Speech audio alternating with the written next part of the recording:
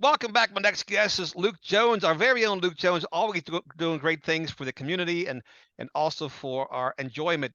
Luke, welcome in. Dennis, how are you, my friend? Good to talk to you. Great to talk to you. Great to see you, my friend. I'm doing well. Lots to talk about, lots to unpack when it comes to the Baltimore Ravens. No shortage of storylines for sure, Luke.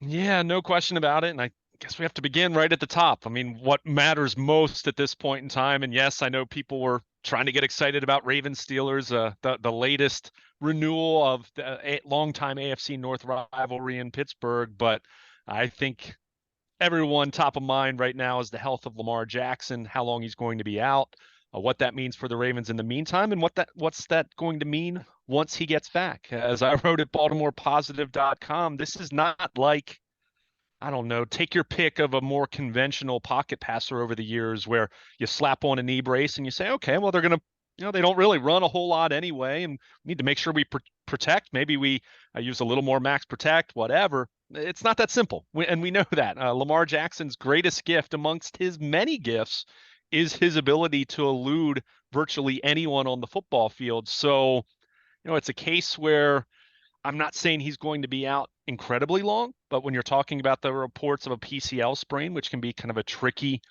knee ligament injury, which certainly is something that you can talk about as far as stability and not wanting to rush back. But Lamar, a diminished Lamar, I'm not sure is what's best for any party involved. So I think when you hear the initial reports, I guess Adam Schefter had it earlier in the week saying 1 to 3 weeks, which was kind of in line with some of the football doctors online that you see, trying to diagnose injuries, which I appreciate their efforts. I mean, we just don't really know. But that's where for me it feels a little more where I'm not sure you rush them back, and I think you just try to hold down the fort. I think you look at these next two games with Pittsburgh and Cleveland, which on paper certainly look much more like coin flips at this point. If we're just being realistic, with no Lamar Jackson out there, and that's not a knock on Tyler Huntley. I think that's most teams when their starting quarterback goes down, even if you're a really good team. So if you can try to win one of the next two, you go home, you play Atlanta on Christmas Eve, and then at that point, even if Lamar's not ready for that game, you'd still feel better about their chances. But certainly, you want to get him at least, back for the last couple of weeks of the regular season. One, you need to clinch a playoff spot, preferably the division. I mean, we'll have to see how that goes. Cincinnati's looking really good at the moment. I think we all would admit that watching how they fared against the Chiefs this past Sunday. But I think it's also a case of clearly Lamar needs to be healthy. If he's not right, then I think it's a moot point. The Ravens aren't doing anything memorable in January anyway. So if you can get him back on the field, try to get this team rolling, see what happens in week 18, whether it's for the AFC North, clinching a playoff spot, who knows? I mean, we're just going to have to see how the next 3-4 weeks play out between the Ravens and the Bengals. But you want to be in a position where if this team's going to make a run, you need to get Lamar and this offense on a roll again. So in the meantime, you really have no choice but to wait it out. You're going to rely even more on your defense, which has kind of been the case anyway. If we're calling a spade, and how the offense has been trending even with Lamar the last several weeks. And you really need to try to get that schemed up running game going, which had looked quite promising before the bye week, but since then it's really gone in the other direction. So I don't know, Dennis. I mean, we're going to have to see how it plays out. I mean, this is a Pittsburgh team that's playing better of late. I think you really go back to week 10 when TJ Watt came back. Their defense has been more formidable. Kenny Pickett is looking better than he had early in the season. That doesn't mean great, but certainly better, certainly functioning at a higher level with that offense than it had been early in the year when it just looked sick. So, the Ravens are going to have to go to Pittsburgh, and it's going to be a tall order to get the job done. Not saying they can't, but I think Vegas has kind of shown you what they think of the current state of the Ravens, as the Ravens went from a small favorite, but a favorite nonetheless, to being an underdog with the news that it's pretty apparent Lamar Jackson's not going to play on Sunday. So we're just going to have to see how it plays out. But certainly in the meantime, however long Lamar is out, it really is a challenge for the rest of this roster, not just Tyler Huntley, but everyone else beyond Tyler Huntley, needing to step up and playing a better brand of football. Because let's face it, we've been talking about the injury with Lamar.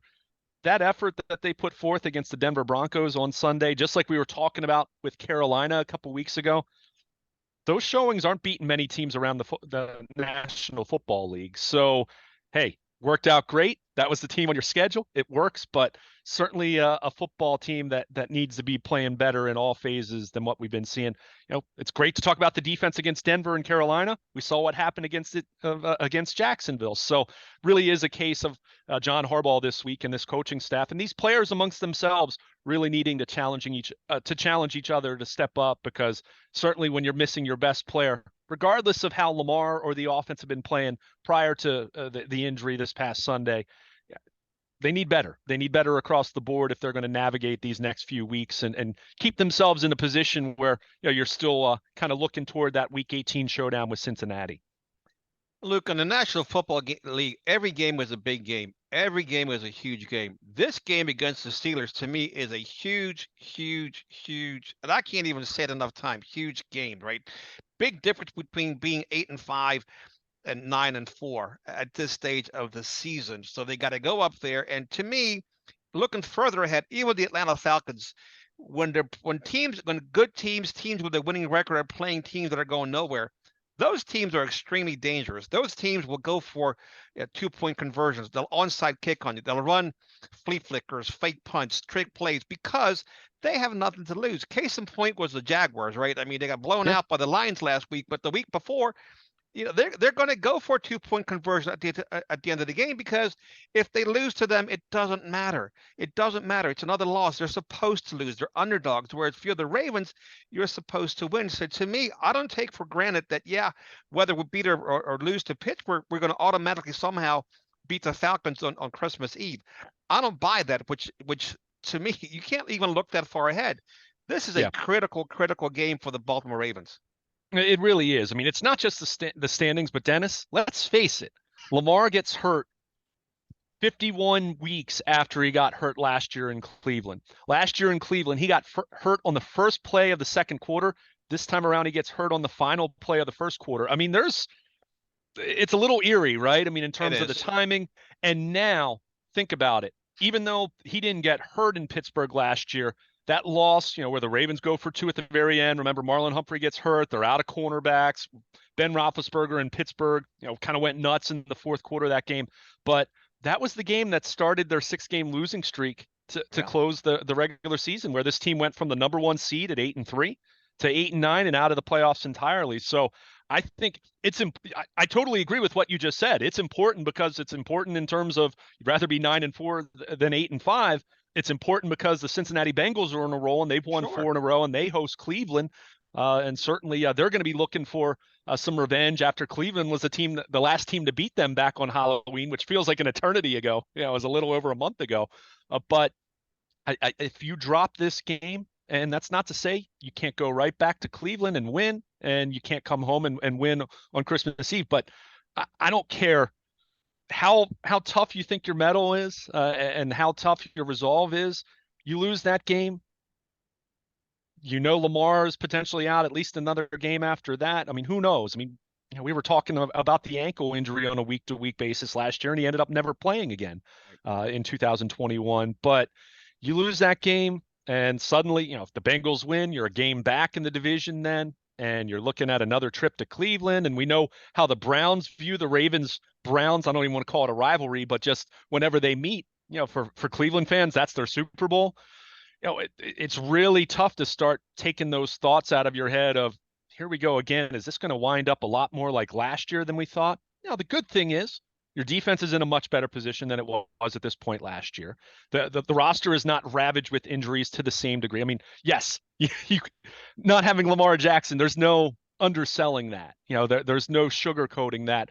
But at the same time, at this point last year, they had already lost Marlon Humphrey. They had already lost Marcus Peters. Go down the list, J.K. Dobbins and Gus Edwards, and go down the list. I mean, they were very much a football team that was diminished. And then when Lamar gets hurt, you kind of looked at it on paper, and I think we all kind of knew that even if they made the playoffs, they weren't doing anything meaningful.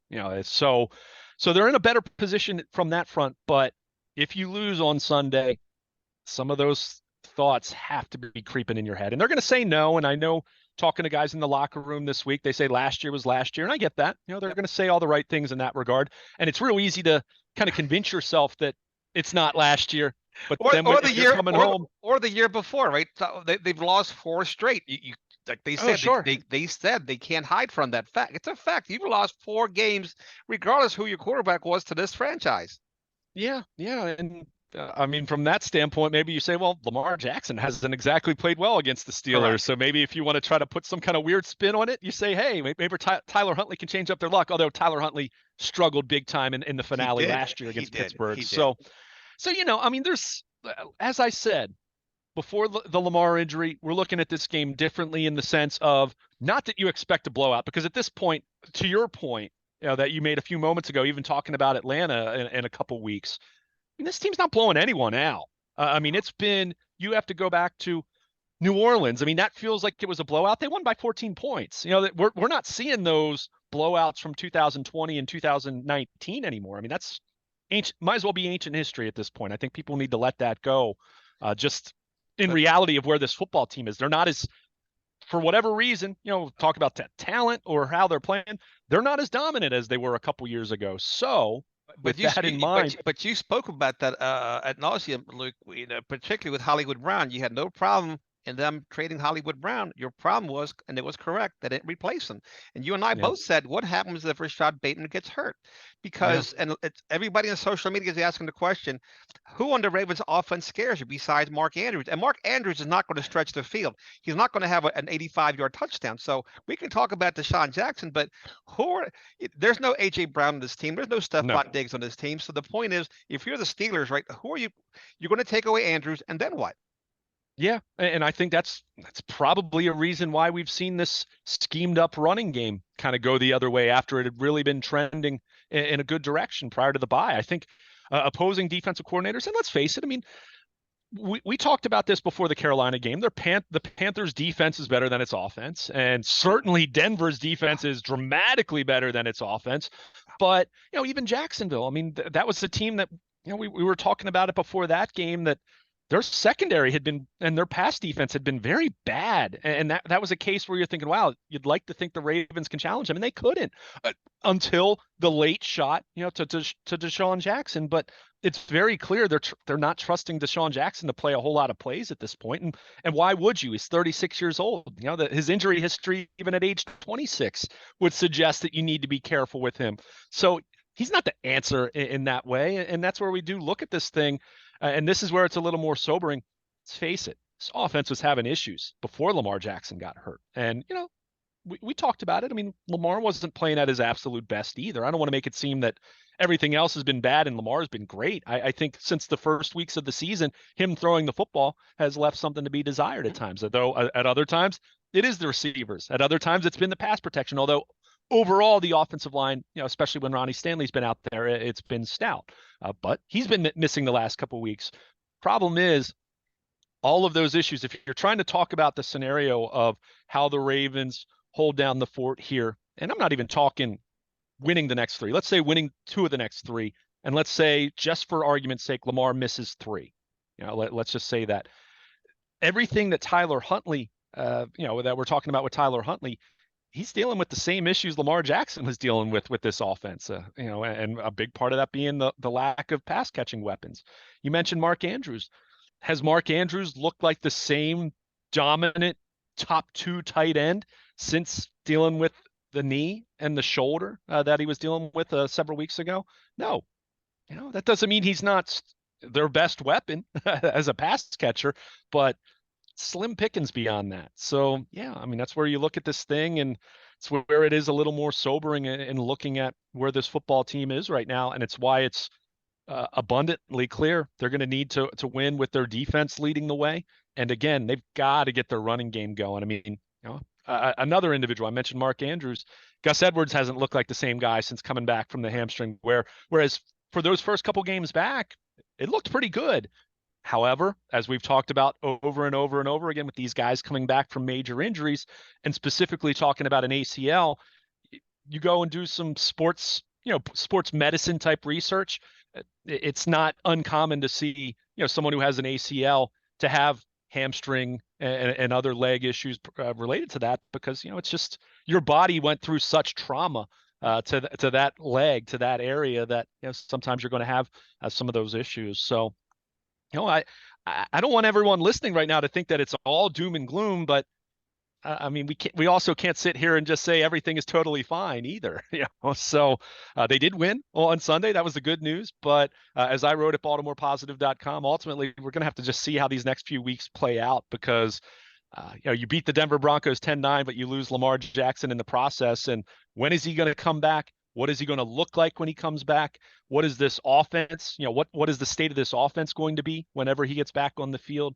Those are a lot of questions. And as much as I really do like Tyler Huntley, I want to be very clear about that. I think he's one of the absolute best backup quarterbacks in the NFL. I think even on Sunday, yes, high completion percentage, but we saw he doesn't push the ball down the field. You look at the yards per attempt, and this goes back to last year. Hey, how much of that is the state of the wide receiver group and all that?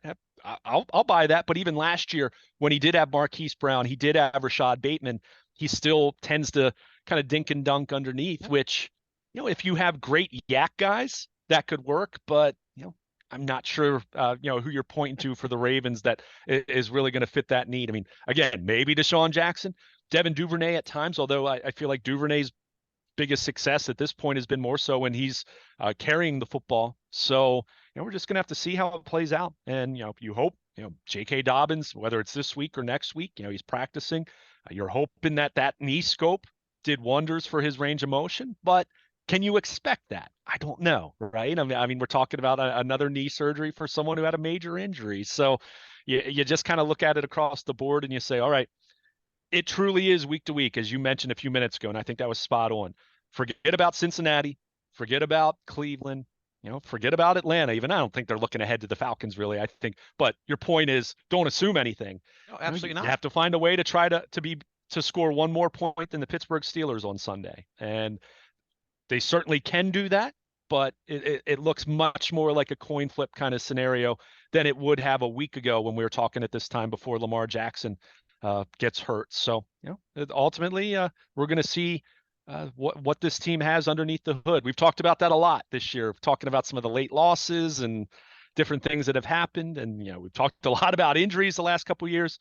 This is the latest test for this Baltimore Ravens team. And, if they're meant to do something meaningful, if they're meant to have a run in January, first of all, make the playoffs and then have a chance to do something, well, then you're going to figure out a way to weather the storm here. This would not be the first playoff team that's lost their quarterback for a couple weeks at some point, even late in the season. So can you figure out a way to, at least win one of the next two, let's say, and then you come home and you face Atlanta on Christmas Eve. If you can navigate that and then see where Lamar's health is at that point, I would say that the Ravens are still in pretty good shape at that point.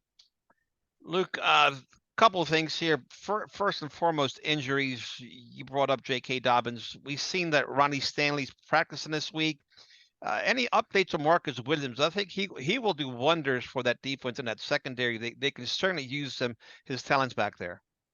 Yeah, I mean, he's practicing once again this week. He's been practicing for about 2 weeks now. As of last week, he still hadn't been cleared for contact. He's wearing a splint, hard brace. I don't know if it'll end up being a soft cast on his left wrist. So, that's still a consideration here. And even, to the point you made as far as the impact he can make on the back end, well, a ball hawk needs to have healthy hands and wrists, right, to catch the football. Now, you still like him in coverage, but if you're talking about making some of those game-changing plays that we know turnovers are, and that the Ravens have had success forcing this year, that's the question. John Harbaugh said last week that this week was more relevant for Marcus Williams in terms of having a chance to go. We'll have to see how it plays out. I did see, Marlon Humphrey. I try not to follow players' Instagrams too often because it's just, it ends up being a lot of stuff that I'm too old to even get. But I did see a little video of him and Marcus Williams in the weight room. And Marcus Williams still had like a big, it was kind of a big splint going from, not too far from his elbow up to his hand. So he's, like I said, he's been on the practice field for a couple weeks. I think he's in good shape. I think all those factors are trending in the right direction, and he's going to play again this year. I just don't know for sure if it's going to be Sunday or if it might be the week after that. So I think the good news in that regard is you are talking about a Pittsburgh offense that hasn't exactly been lighting up the scoreboard throwing the ball through the air. Pickett has looked better, but still they're not asking him to do a ton. It's really been their running game getting going here over the last 4 or 5 weeks. And the good news on that front is, say what you want about the Ravens' pass defense, but they've been shutting down the run for quite some time now, and kind of getting back to what Ravens defenses, what you come to expect of Ravens defenses in that way. So that probably, that lends itself to being better for these next couple games, talking about both Pittsburgh and Cleveland with the way that they like to run the football. But Marcus Williams, still a little bit of question there. You mentioned Ronnie Stanley. He practiced fully on Wednesday, so that was a good sign. He did practice. Good sign. He practiced some last week as well, although that was much more limited. So I would say there's probably a pretty good chance of seeing Ronnie Stanley back on the field, which would be big, especially knowing that Patrick McCary dealing with that toe, and seeing that rotation between him and Daniel Faalele against the Broncos certainly wasn't ideal. So definitely getting Stanley back would help. And I know that would be something that Tyler Huntley would very much like as he prepares to make his first start of the season on Sunday. Well, if Ronnie Stanley's playing against the Broncos, perhaps Lamar Jackson is still upright this week. I mean, it's just no other way of saying it. Falele playing grossly out of position. You're talking about a Orlando Brown type of a guy that doesn't have the feet to play left tackle. He was just a turnstile, but Ronnie Stanley such a big part of the offense. Look, I think Sunday's game comes down to which team will run the ball better, and which team turns the ball over less. Both defenses are outstanding. Roquan Smith, he's been tremendous for the Ravens. Teams that are when they get into third and short, fourth and short situation, they're having a very difficult time. And it's just not Roquan. You've got Calais Campbell up there, and Matabike and Travis Jones, and it just goes on and on. They have a lot of talent. So this is going to be a typical, slugfest between the Ravens and the Steelers. I expect nothing less.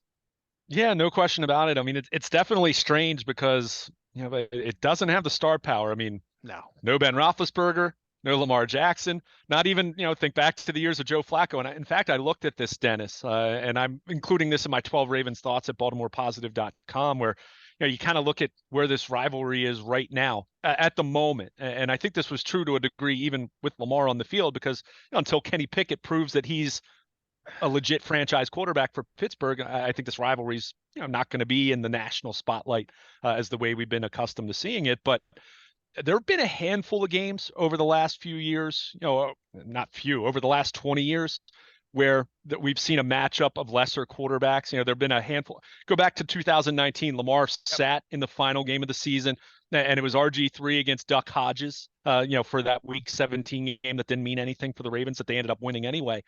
But for a game in Pittsburgh, you have to go back to 2003 for a game played between the Ravens and the Steelers in Pittsburgh that did not involve Ben Roethlisberger, Lamar Jackson, or Joe Flacco. And in that 03, it was that 03 opener. It was Tommy Maddox against Kyle Bowler in his first NFL start. I mean, that's how long. You're talking 19 years that you have to go back for the people in Pittsburgh to see a Ravens-Steelers game that did not involve Ben Roethlisberger, Joe Flacco, or Lamar Jackson. That's insane. You're talking about a Hall of Fame quarterback there, a Super Bowl MVP, and an NFL MVP. So when you're talking about it, let's face it. I mean, nothing against Tyler Huntley or Kenny Pickett, but they're not any of those guys in terms of prestige and acclaim at this point. So you can understand why this game wasn't flexed in the prime time. I think that much is clear. So for sure. But at the same time, we've seen plenty of Ravens Steelers games, and I think we even mentioned this a couple weeks ago in passing at some point. I think back to Charlie Batch in Baltimore. I think back to Ryan Mallett beating the Steelers in a game that he had been with the organization for about 10 days, and Pittsburgh was trying to clinch a playoff spot at that point in time. So that is not to say that we won't see a good game on Sunday. And I think what you said in terms of these teams running the football, and I think it really will come down to these teams playing defense and who can make a more game-changing play. I think it's not a secret that Pittsburgh defense didn't look the same earlier in the year with TJ Watt being out, but since he returned in Week 10, looking at the numbers, Pittsburgh, and I'm going to give you a nerdy stat here, Football Outsiders with DVOA, the efficiency metric, going back to Week 10, Pittsburgh 7th in the league in defense. So, no surprise. Kind of speaks to they're looking much more like what you would expect a Pittsburgh defense to look like, and they've been better in general. So, hey, surprise, the defensive player of the year matters being on the field, right? So, shouldn't be a big shock there, but that's where we look at this thing even before Lamar got hurt and looking at this thing and for the Ravens that even before the injury, no expectation that you're just going to show up, roll the ball out in Pittsburgh at the place formerly known as Heinz Field, and expect to win if you're not going to play a good football game. So, that's going to be the challenge, and we'll see how it plays out. I certainly don't expect to see a ton of points from either side in Sunday's game. That much I feel pretty confident about, which probably means it'll end up being a shootout then, Dennis, because what do I know? We never know how these things are going to unfold, Luke. But I do like one thing here. I do like the redemptive factor that it presents in Tyler Huntley, in the sense that he was 1-3 last year, right? Lost one-score games, which most games in NFL are one-score games. Let's face it. But the defense, there was nobody back there. Everybody was hurt, and football is such a complementary game. I'd like to see him, what he does with the weeks full of practice. Not saying he's going to be the second coming. Not saying at all that he's better than Lamar Jackson, but I do think I'm liking the chance he's getting at redemption for himself.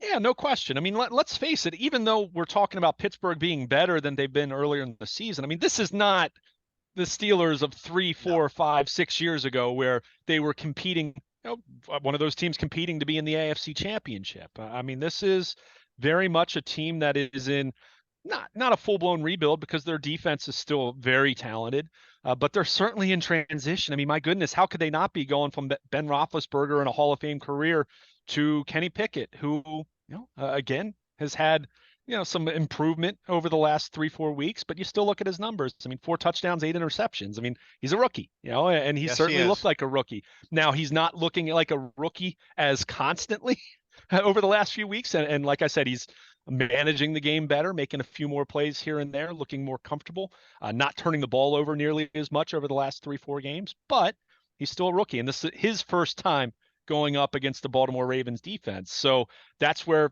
to your point, Tyler Huntley did get that experience of starting in Week 18 last year against this Pittsburgh defense. So we'll see how he fares on that front. Again, you'd love for him to have a couple more weapons around him to make his job easier, but it's where the Ravens are right now. We'll have plenty of time to talk about that. I opine that we're going to be talking about that a ton once the season does come to an end, whenever that happens. But it really is an opportunity where you do have a backup quarterback who still has, when you consider the last 2 years of practice time, especially, more experience than Pittsburgh's starter right now. So from that standpoint, you're hoping Huntley can go out and play a clean game, run around a little bit. I'm guessing you're going to see that, probably run around a lot. A lot. If we're With being TJ honest. Watt on the other side, he'll be on the Yeah, he'll be on his rollerblades early and often. exactly. But that's not a bad thing. That's whoever it is, Lamar or Huntley at this point, the state of this current offense, that's why we said you can't rush Lamar back because you need Lamar's legs, whenever he's back out there, even if he has to sit out an extra week or so to do that. But, you're hoping Huntley can do that. You're hoping you can get the running game going. Again, it has been a better Pittsburgh defense, so that's easier said than done. But I still think, you look at this game, Ravens still certainly have a chance to go in there and get a win. And it's going to really test this team's mettle. As I mentioned, you want to see some mental toughness to come out and say, okay, we don't have Lamar, no problem. We can get the job done here.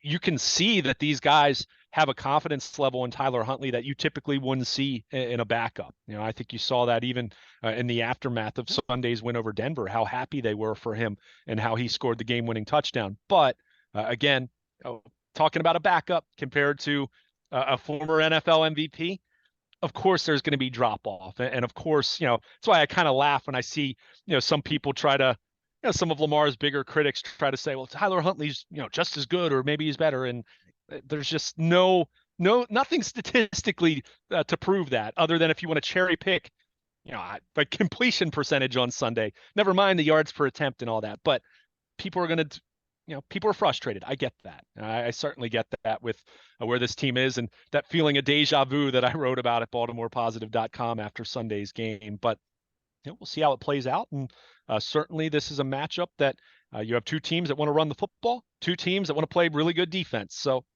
we'll Yeah. see how it plays out. And we've seen 13-10, 16-13, 17-14 Ravens Steelers games plenty of times in the past. And again, that's why I'm fully expecting to see something like that. And then it'll come down to who makes more plays in crunch time in the fourth quarter. And that's where you do lay down the challenge for this defense and say, hey, all right, numbers are looking better. And you guys have, you shut down Carolina, you shut down Denver. Well, then you need to shut down the Pittsburgh Steelers in Yeah. the fourth quarter. Yeah, So don't let them score. The nice thing about this matchup, Luke, is that both teams think they can win, right? The Steelers think they sure. can win, Ravens think they can win. And I was telling somebody Sunday, I'd rather see a 10-9 game than 37-0. I love competition. As frustrating as the Ravens are, right? They're still, for me, it's what it's all about. Anytime a game comes down to the last couple of plays, game-winning drive, et cetera, field goal, that's exciting. That's what I pay good money to see. Yeah, and I think that's where, as frustrating as the current state of the Ravens is for obvious reasons, even reasons we were talking about before Lamar hurts his knee, there's still the matter of, even those issues are still going to be there. And as I mentioned, even talking about the lack of playmakers, we're going to be talking about that, whether this season ends in week 18 and the Ravens don't make the playoffs, which even with Lamar's injury, I still think they're going to make the playoffs.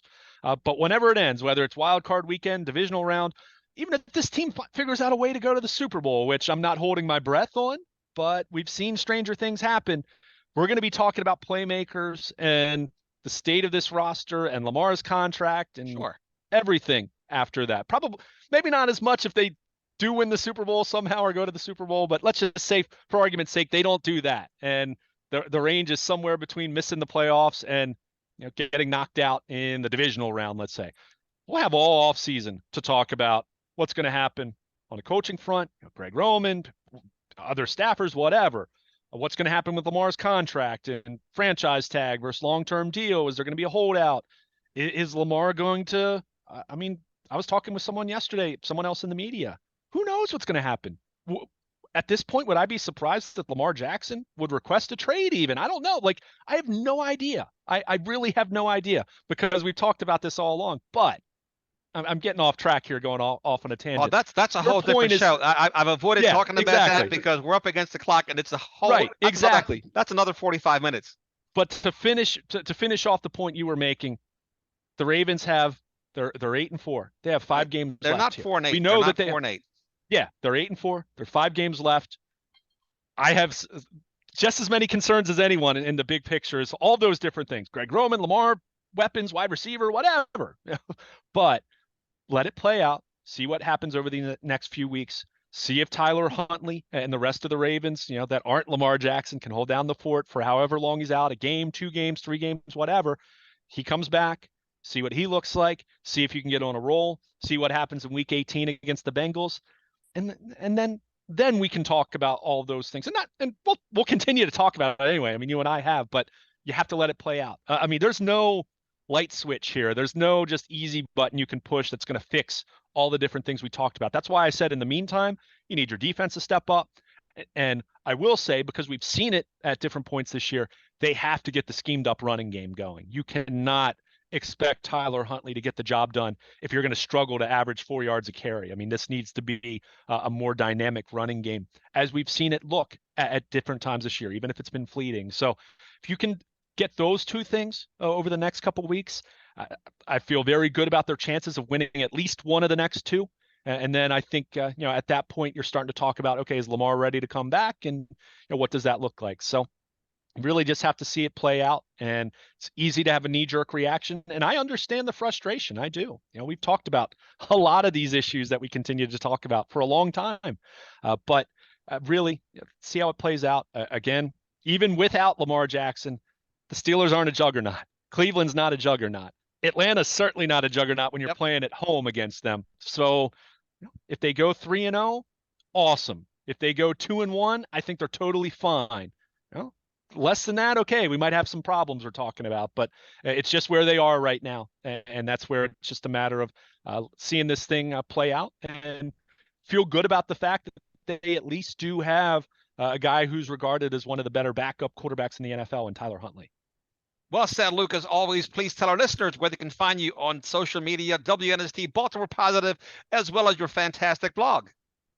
Absolutely. I encourage everyone to follow us on Twitter at WNST. You can follow me personally at Baltimore Luke, because I'll be making the trip to Pittsburgh as the Ravens try to improve to 9-4 against the hated Pittsburgh Steelers. Check out my blog at baltimorepositive.com, sponsored by Coons Ford of Baltimore. My latest 12 Ravens thoughts, final injury report, predictions for Sunday, as well as plenty of other thoughts on the Ravens. Probably try to mix in some Orioles talk as well, as we talk about the hot stove, or lack thereof, for the Orioles at this point. But you want to be on the WNST Baltimore Positive Text Service, sponsored by Coons Ford of Baltimore. Final injury report, game day inactives, any significant roster news, any significant injury updates, any of that sent directly to your mobile device via the WNST Baltimore Positive Text Service, sponsored by Coons Ford of Baltimore. And of course, anything throughout the week on AM 1570 with Nestor.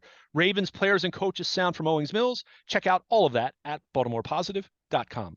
All right, my friend. Always fun, always informative. Stay well. Have a safe trip up there in Pittsburgh, and bring us back a victory.